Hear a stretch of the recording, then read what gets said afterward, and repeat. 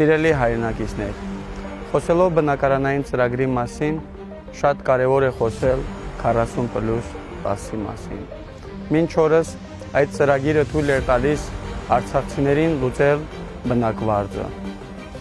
Իսկ այժմ ապրիլի 1-ից հազարավոր հայրենակիցներ հայտնվելու են դժվար կացության մեջ։ Իսկ ինչու չի գործում բնակարանային ծրագիրը։ Քանի որ հաշվի չեն առնվել Հայաստանի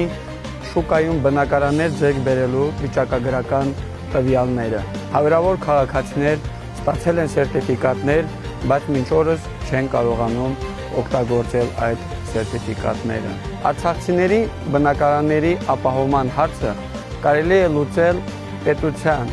Սփյուռքի և միջազգային կազմակերպությունների համատեղ ջանքերով։ Սիրելի հայրենակիցներ, մարտի 29-ին ժամը 15:00-ին բոլորից սպասելու եմ Ազատության հրապարակում։ Միացեք հանրահավաքին, տեր կանգնելով արցախցիների իրավունքների պաշտպանությանը։